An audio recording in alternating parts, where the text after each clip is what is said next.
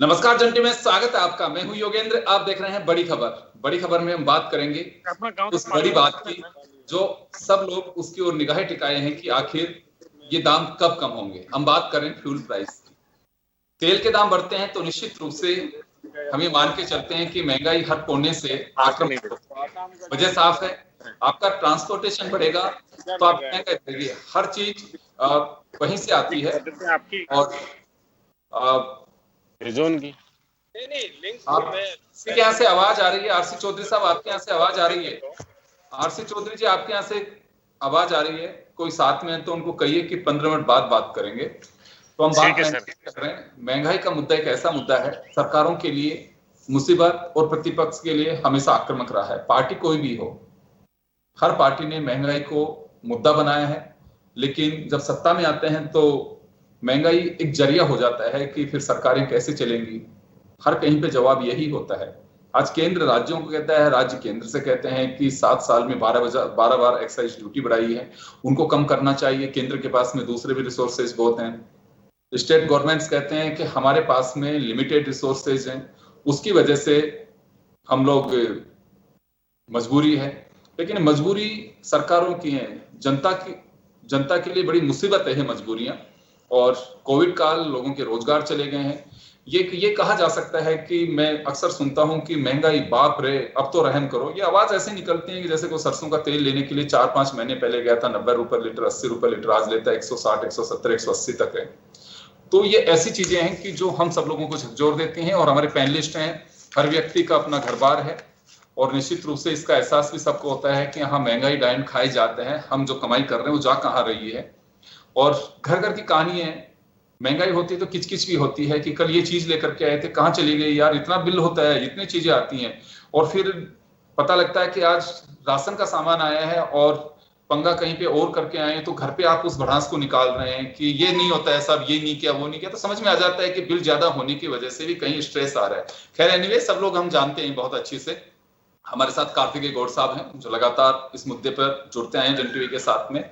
हमारे साथ भाजपा से आशीष चतुर्वेदी साहब हैं और कांग्रेस से आरसी चौधरी साहब हैं। सभी का स्वागत है। मैं कार्तिकेय जी आपके पास आना चाहूंगा। आप तो सीधे डिस्ट्रीब्यूटरशिप से जुड़े हुए हैं। महंगाई को लेकर के आप लोग खुद भी कई बार ये बात कह चुके हैं कि बड़ी अजीब स्थिति है, कहां कंट्रोल होगी और कारण समझ में नहीं आ रहा। आपने पहले ये भी कहा कि कारण समझ में नहीं आ रहा कितना पैसा बढ़ाए जाना। तो सर, आपको क्या लग रहा है कि 100 से पार अब तो केवल एक शहर नहीं, कई जिले हो गए हैं और लग रहा है कि कुछ लगाम लग पाएगी अभी, या फिर ये सब्र की परीक्षा चल रही है कि नहीं, अभी तो पब्लिक शांत है, सड़कों पे व्हीकल्स घूमते दिख रहे हैं तो हैप्पी है, सब कोई दिक्कत नहीं है, ये मीडिया की बनावटें हैं या कुछ लोगों का विरोध है। ऐसी चर्चाएं भी होती हैं राजनीतिक दलों में। योगेंद्र जी, जैसे मैंने पहले भी कहा था, जिस हिसाब से पेट्रोल डीजल के दाम बढ़ रहे हैं तो ये कहीं ना कहीं 150 रुपए तक हम लोगों का एक्सपेक्टेशन है जाके स्टेबल होंगे। माय गॉड, अभी 101 रुपए 96 पैसे यानी 102 रुपए के करीब तो पेट्रोल जयपुर में हो चुका है। और अब डीजल भी जो है 95 रुपीज क्रॉस कर चुका है, 100 रुपीज की ओर धीरे धीरे बढ़ रहा है। हम देख रहे हैं कि डीजल के प्राइसेस जो हैं वो रिलेटिवली पेट्रोल से ज्यादा बढ़ रहे हैं। यानी कि जो माल ढोना होगा, जनरेशन होगा, बिजली होगा, उद्योग होगा, ये धीरे धीरे महंगे होते जाएंगे, सफर महंगा होता जाएगा। एक और चिंता का विषय है कि यही नहीं रुक रहा। पेट्रोल के अंदर हमने देखा होगा, कल परसों में एक सरकार का गजट नोटिफिकेशन आया है कि अब 20% तक उसमें इथेनॉल मिला दिया जाएगा। इथेनॉल जो है वो गन्ना या घास फूस या जो सरकंडा होता है खेत में बच जाता है, उससे निकालने वाला एक बाई प्रोडक्ट है, जिसको कि फॉसिल फ्यूल पेट्रोल होता है उसके अंदर मिलाया जा रहा है। दिक्कत ये आती है कि ग्राहक अगर जरा भी इसके अंदर पानी चला जाएगा, 2 बूंद भी पानी चले जाएगा, तो पूरा टंकी में 20% इथेनॉल पानी में कन्वर्ट हो जाएगा और गाड़ी का इंजन सीज हो जाएगा, गाड़ी की परफॉर्मेंस खराब हो जाएगी। तो एक जगह केवल प्राइसेस ही नहीं बढ़ रहे, उसके अंदर मिलावट कर कर जो है ना, उसके अंदर इंफीरियर प्रोडक्ट्स मिलाकर फिर और महंगाई को जो है इजाफा दिया जा रहा है। प्राइसेस जो है, जैसे मैंने पहले भी कहा, 150 रुपए की और अग्रसर हैं। और लगभग रोजाना या एक दिन छोड़कर 29-30 पैसे रोजाना फ्यूल के प्राइसेस में धीरे धीरे बढ़ोतरी हो रही है, जिसका कि जनता को कोई विरोध नहीं कर पा रही, संगठित नहीं है। या हम कहें विपक्ष भी इसका जो संगठित हो गए विरोध करना चाहिए, वो विरोध नहीं कर पा रहा। जनता सड़क पे आ गए, इसका विरोध प्रदर्शन नहीं कर पा रही। रसोई गैस की अगर आप बात करेंगे तो जो 400-450 का सिलेंडर हुआ करता था वो आज 800-850 रुपए का हो गया। 4-5 साल पहले इस पे जीएसटी नहीं लगता था, वैट नहीं लगता था। अब इस पे जीएसटी और वैट दोनों लगने लगे, जीएसटी लगने लग गया है 5%। अगर हम जीएसटी की बात करें तो करीब ये 42 रुपए के करीब पड़ता है। कोरोना काल में हम लोगों ने कई बार सरकार से डिमांड करी है कि घरेलू गैस पे जो है वो जीएसटी को माफ कर देना चाहिए, जैसे 40 रुपए तो सिलेंडर कम से कम जो है जनता को सस्ता मिलना चाहिए। साथ ही हमारा ये भी निवेदन रहा है कि उज्ज्वला ग्राहकों को जो है सब्सिडी पुनः चालू की जानी चाहिए, तथा 5 किलो के छोटे सिलेंडर बाजार में घरेलू सिलेंडर लॉन्च किए जाने चाहिए, जिससे कि ग्राहक जो है सहजता से उन सिलेंडरों को ले सके। और जो एक विजन था कि सारे गांव धुआं रहित हों, वास्तव में इस फ्यूल का उपयोग करके गृहणीय काम में ले सके, क्योंकि अब हम देख रहे हैं सारे गाँव के करीब 40% तक सेल डाउन हो चुकी है, जो इस बात को बताता है कि लोग वापस पुराने ट्रेडिशनल कोयला, कंडा या लकड़ी के ऊपर स्विच ओवर कर रहे हैं। जी योगेंद्र जी, मेरा कहने का मतलब ये है कि कहीं ना कहीं प्राइसिंग के लिए एक नियामक होना चाहिए, विपक्ष को मजबूती से अपनी बात रखनी चाहिए, जनता को इस बात का विरोध करना चाहिए। अगर जनता इस बात के लिए नहीं उतरेगी तो ये महंगाई इसी दर पे बढ़ती जाएगी। और आप टैक्सेस लेते हैं, वो आप कुछ चीजों पे लेते हैं, पेट्रोल डीजल सीधे हिट करता है, गैस सीधे हिट करती है। 100% जनता पर डेली भार बढ़ाया जाना, मैं इसको कभी भी न्यायोचित नहीं समझता। जी, वापस आऊंगा आपके पास में। मैं एक बार आरसी चौधरी जी के पास जाना चाहूंगा। सर, विपक्ष की मजबूती का एहसास भी होता है इससे। सत्ता पक्ष कई बार ये कह चुका है कि विपक्ष के पास में मुद्दा नहीं है, विपक्ष उठा नहीं पा रहा, ये भी कहा जाता है। और जब बात आती है तो ये कहा जाता है कि राज्य सरकारें जो हैं, कांग्रेस वहां से राहत दिलवाए तो एक मैसेज आएगा, केंद्र भी उस पर विचार करेगा। जी, सुना आरसी चौधरी साहब आपने? योगेंद्र जी, सबसे पहले तो मैं ये कहना चाहूंगा कि बार बार इस बात का जिक्र किया जाता है कि कांग्रेस पार्टी है वो विपक्ष की भूमिका नहीं निभा पा रही है। मैं ये सोचता हूं कि लोकतंत्र के अंदर जो जवाबदेही की सीट पे होता है उसका दायित्व बनता है कि वो तमाम आपकी असहमति की आवाज को सुने। लेकिन भारतीय जनता पार्टी के तमाम नेताओं से जब भी आप बात करेंगे तो एक ही वक्तव्य मिलेगा कि इनके तो कुछ राज्यों में सरकारें हैं, बहुत से कम सांसद हैं, ये तो मुद्दे उठा नहीं पाते। चाहे वैक्सीनेशन को लेकर हमने तमाम ड्राइव शुरू किया, कोरोना की वैश्विक महामारी में जिस तेजी के साथ में हमने सोशल मीडिया प्लेटफॉर्म पे यूज किया, तो आपने देखा कि किस प्रकार से भारतीय जनता पार्टी के इशारे पे जो दिल्ली की पुलिस और ट्विटर के ऑफिस पे तो पहुंच जाती है और प्रधानमंत्री को निर्णय भी लेना पड़ता है। लेकिन हमारे लिए मुद्दा जनता के हित का होना चाहिए, हमारी और श्रेय लेने की नहीं रहती। इसलिए श्रेय चाहे आप किसी को दीजिए। निश्चित रूप से कार्तिकेय जी ने जो बात कही वो बड़ी महत्वपूर्ण है।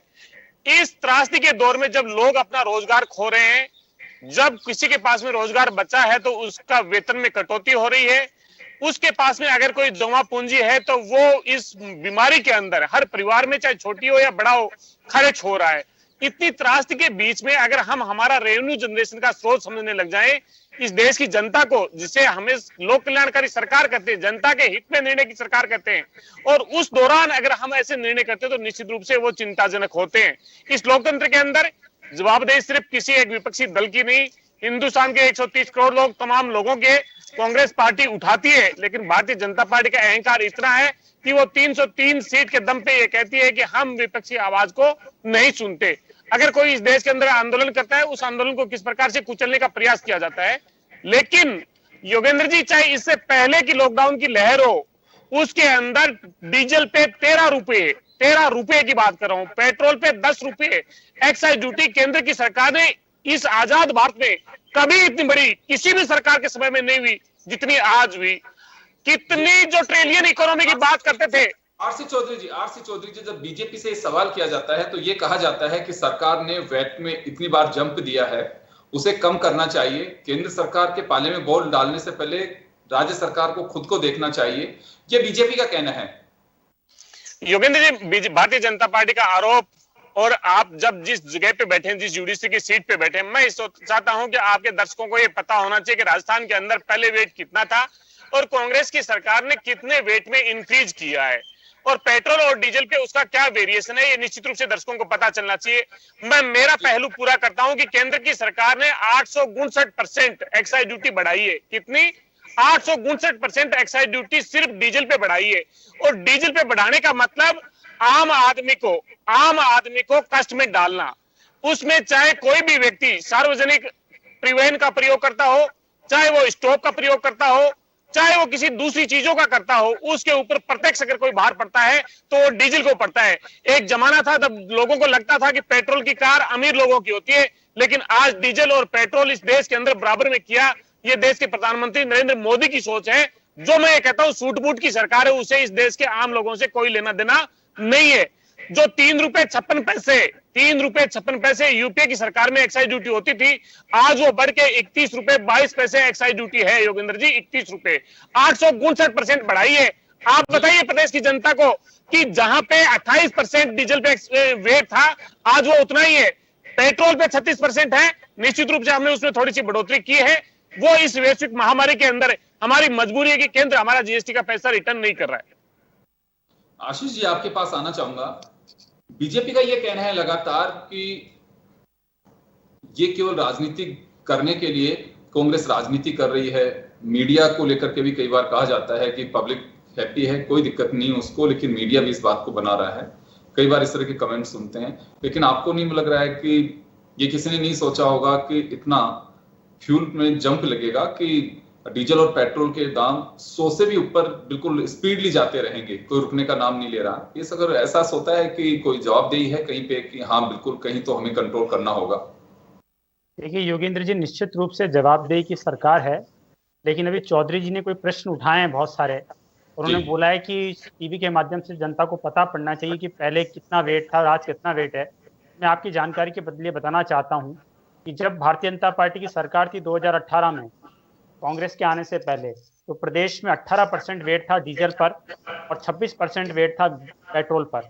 इस सरकार ने उसको बढ़ाते बढ़ाते पिछली बार जब लॉकडाउन हुआ मार्च में, अप्रैल में, मई में, बढ़ाते बढ़ाते 26 से 38% तो ये ले गए पेट्रोल पे, और 18 से ये 28% ले गए डीजल पे, और मात्र 2% कम किया। आज भी अगर हम हमारी सरकार की कंपैरिजन में तुलना करें तो 8% वेट तो इनका डीजल पे ज्यादा है और 10% जो है वो पेट्रोल पे जा रहा है।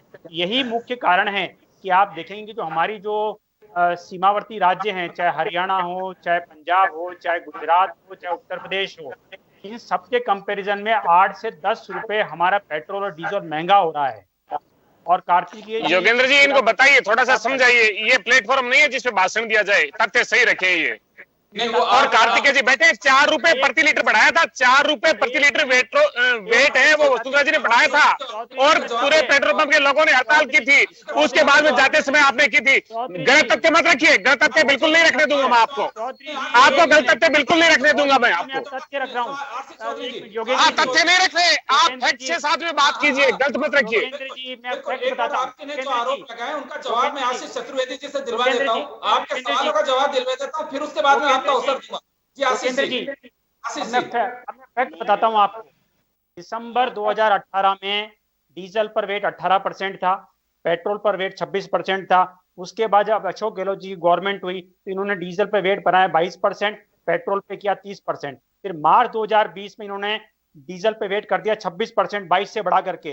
पेट्रोल पे कर दिया इन्होंने 30 से 34%। फिर अप्रैल 2020 में इन्होंने 26 से बढ़ा करके 27% कर दिया इन्होंने डीजल पे, और 34 से बढ़ा करके 36% कर दिया पेट्रोल पे। फिर मई 2020 में जब लॉकडाउन लगा हुआ था तब डीजल पे इन्होंने वेट बढ़ा करके 27% से 28% कर दिया, पेट्रोल पे 36 से बढ़ा करके 38% कर दिया। और जनवरी 2021 में जब इनको लगा कि बेहताशा वृद्धि हो गई है तो मात्र 2% कम किया। ये आंकड़े ऑफिशियल आंकड़े हैं चौधरी जी जो मैं दे रहा हूं आपको। अब आप बताइए जी। आरसी चौधरी जी मेरे साथी ने कहा कि आरसी चौधरी जी आप अनम्यूट करिए, म्यूट कर दिया आपने सिस्टम को म्यूट कर दिया आपने। योगेंद्र जी मैं कहना चाह रहा हूं कि भारतीय जनता पार्टी के नेता का जो वक्तव्य है, भारतीय जनता पार्टी के आंकड़े उसी प्रकार हैं जिस प्रकार देश के प्रधानमंत्री ये कहते हैं कि हमने 24 करोड़ लोगों को वैक्सीन लगा दी। जब अगर उनसे परसेंटेज में बात करेंगे कितनी आबादी को लगाएगी तो वो परसेंटेज पे बात नहीं करेंगे। ये आंकड़ों का बड़ा खेल खेलते रहे, ये 15 लाख रुपए आपके खाते में आएंगे, ऐसे जुमले गढ़ते रहे। आप इस प्रदेश की जनता को बताइए कि 10% जो बढ़ोतरी की जिक्र कर रहे हैं बीजेपी के साथी, मैं उनसे कह रहा हूं 869% आपने एक्साइज ड्यूटी बढ़ाई, कितनी? 869%। 10% और 859% में फर्क समझेंगे या नहीं समझेंगे? जो सिलेंडर 410 रुपए में आता था वो 813 रुपए में आता है या नहीं आता है? इसको कितनी बढ़ोतरी बोलेंगे? कितने परसेंटेज बढ़ोतरी है? ये परसेंटेज में बढ़ोतरी बताइएगा आप। इसलिए मैं ये कह रहा हूं कि इस देश को आप सिर्फ ग्राहक के तौर पे ना देखिए, इसको 130 करोड़ आबादी को सिर्फ आप उस उपभोक्ता के तौर पे मत देखिए। सरकार की जवाबदेही होती है, और यही सरकार जब चुनाव होते हैं 5 राज्यों में, तब 67 डेज कोई बढ़ोतरी नहीं होती है, और जब चुनाव बंद हो जाते हैं, नतीजे आते हैं 2 तारीख को, 2 मई को और 4 मई को ये बढ़ाना शुरू करते हैं, और हर दिन बढ़ते हैं, और ये आधी रात को तय करते हैं कि कल हमें आम जनता की पॉकेट से कितने पैसे लूटने हैं। ये राजस्थान की 7.5 करोड़ जनता से ये तय करके सोचते हैं कि कल राजस्थान के लोगों से हमें कितना रुपया कलेक्ट करना है। आरसी चौधरी, जो लूट का पैसा है वो तो राज्यों के खाते में, राज्य हित में बिल्कुल नहीं जाता। बिल्कुल आपने ठीक कहा। आपको पता होना चाहिए कि जो एक्साइज ड्यूटी है उसके अंदर एडिशनल स्पेशल जो एक्साइज ड्यूटी बढ़ाई जाती है, उसके अंदर राज्य का हिस्सा खत्म हो जाता है। जिस प्रकार से सिलेंडर पे आपने सब्सिडी खत्म कर दी, उसी प्रकार राज्य के हिस्से को आपने खत्म कर दिया उसके अंदर। चलिए आशीष जी, मैं एक बात जानना चाहूंगा। आपने कटघरे में खड़ा किया कि राज्य सरकार ने ये सब कुछ किया, लेकिन आपको बीजेपी की भी बात करनी चाहिए कि हाँ, गवर्नमेंट ऑफ इंडिया ने कितनी एक्साइज ड्यूटी बढ़ाई है, कब कब जंप दिया है। देखिए योगेंद्र जी, अभी चौधरी जी बता रहे थे कि भारतीय जनता पार्टी का आम आदमी से कोई लेना देना नहीं है। आप देखिए, इस पूरे कोरोना काल के अंदर हम बात करें तो पहले भी 8 महीने प्रधानमंत्री गरीब कल्याण योजना चली, जिसमें 80 करोड़ लोगों को प्रति माह 5 किलो गेहूं और 1 किलो अनाज दिया गया। उसको बढ़ाते हुए आप देखिए, आम आदमी की बात कर रहा हूँ, मैं आम आदमी की बात कर रहा हूँ। देखिए, मैं आम आदमी की बात कर रहा हूँ। आम आदमी को जो राहत देने वाली बात है ना, वो मैं बात कर रहा हूँ। आप देखिए, कल एक बहुत ऐतिहासिक निर्णय हुआ कि हम पूरे देश, मैं एक बात जानना चाह रहा हूँ आशीष जी, मैं ये जानना चाह रहा हूँ कि निश्चित रूप से सरकारें हैं, अपने दफ्तरों में, पार्टियों में नोट छापने की मशीनें नहीं है, मैं सहमत हूं आपकी बात से, लेकिन जनता को केवल हम ये बात करके, फिर तो हर सरकार यही कर रही है, राज्य सरकार भी यही कहेगी कि हम ये कर रहे हैं, केंद्र सरकार भी यही कहेगी, तो या तो ये मान के चलना चाहिए कि जो कुछ हो रहा है उसको सहन करने की ईश्वर हम सबको शक्ति दे। देखिए, जहां तक राज्य सरकार की बात करें अभी हम, तो योगेंद्र जी, कल जो फैसला हुआ है उससे 3000 करोड़ रुपए राज्य सरकार के बचने वाले हैं। अब ये कम से कम प्रदेश की सरकार को ये राहत वेट के अंदर देनी चाहिए, इसको पास ऑन करना चाहिए। आपको देखिए, सब्सटेंशियल अमाउंट आपको मिला तो है। ये तो माना जा सकता है कि, चलिए मैं माफी चाहूंगा, समय कम है, मैं कार्तिकेय जी के पास जाना चाहूंगा। कार्तिकेय जी, ये तो आप तय मान के चलिए कि जो स्पोक्स पर्सन हमारे राजनीतिक दलों के हैं, उनके माध्यम से साफ संकेत है कि जनता को कोई राहत नहीं देगी और ना मिलने की कोई संभावना है। राजनीति की जा सकती है, क्योंकि राज्य सरकार कहेंगी कि हमारे पास तो लिमिटेड रिसोर्सेज हैं, माइनिंग है, हमारे पास में फ्यूल और लिकर है, जिसके माध्यम से सीधा पैसा आ रहा है, ट्रांसपोर्टेशन है। लेकिन कोविड के दरमियान ये सब चीजें, शराब की दुकानें बंद है, वहां इतना पैसा आ नहीं पा रहा है, माइनिंग के जो है स्थितियां वो बंद हैं। अब हमारे पास में केवल फ्यूल बचता है, जो वाहन चलेंगे तो उससे पैसा आएगा। तो ये तो मान के चलिए कि कुछ नहीं, केंद्र अपने हिसाब से कह रहा है, जैसे भी आशीष जी कह रहे हैं कि 80 करोड़ लोगों को हम दीपावली तक अभी तो अन्न देंगे, अभी इंदिरा माफ करेगा प्रधानमंत्री आवास योजना चलेंगी, बहुत सारी जो स्थितियां हैं वो सब चलती रहेंगी। तो मैं तो यही कहना चाहूंगा, आपके माध्यम से मैं जानना चाहूंगा कि राहत की तो उम्मीद नहीं लगती आपको? योगेंद्र जी, मैं आपकी बात से सहमत नहीं हूँ। देखिए, अगर इच्छा शक्ति हो राज्य सरकार में तो इसके ऑल्टरनेट जो है प्रबंध हो सकते हैं। जैसे कि बिजली से चलने वाले, बैटरी से चलने वाले वाहनों पे अगर टैक्स कम कर दिया जाए, स्टेट कम कर दे, तो हमारी डिपेंडेंसी जो है कि सेंटर पे नहीं रहेगी, फिर फ्यूल की जरूरत नहीं पड़ेगी। इसी प्रकार बिजली से चलने वाले अगर चूल्हों को हम लोग प्रमोट करें और बिजली पे सब्सिडी दे दें, बिजली एक स्टेट सब्जेक्ट है, तो निश्चित तौर पे जो है ऑयल कंपनीज और जो है वो उनको सोचना, गवर्नमेंट ऑफ इंडिया को सोचना पड़ेगा कि इस पे कुछ ना कुछ किया जाना चाहिए। तो ऐसा नहीं है कि स्टेट के पास ऑल्टरनेट नहीं है, पर एक सोचने की बात है कि अगर केंद्र इसको कम नहीं कर रहा तो राज्य जो है उसके पास ऑल्टरनेट है, वो बिजली के चूल्हे ला सकता है, वो बैटरी से चलने वाले वाहनों पर रजिस्ट्रेशन और टैक्सेस कम कर सकता है, जिससे वो राज्य के अंदर उनका प्रमोशन बढ़ेगा। तो इससे भी केंद्र पे जो है एक बैलेंस प्रेशर क्रिएट होगा और कम से कम वो सोचने में मजबूर होंगे।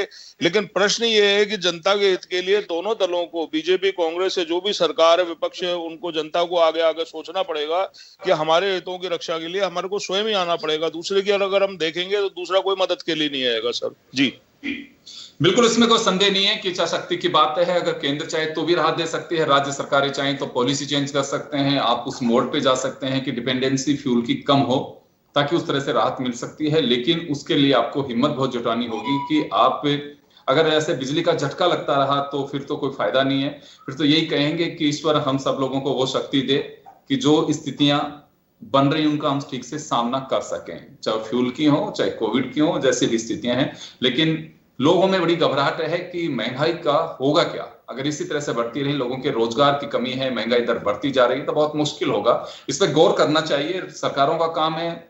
हम इस बात से सहमत हैं कि सरकारों के सामने अपने कुछ चैलेंजेस हैं, जो पैसे कहां से आएंगे, लेकिन यहां भी जनता आपकी है, यही चुन करके भेजती है। क्योंकि महंगाई अगर नहीं है तो उसे मुद्दा भी नहीं बनाना चाहिए, फिर जनता के हाल पे छोड़ देना चाहिए। बहुत बहुत शुक्रिया आप सभी का। बड़ी खबर में इतना ही, दीजिए इजाजत, नमस्कार। Thank you.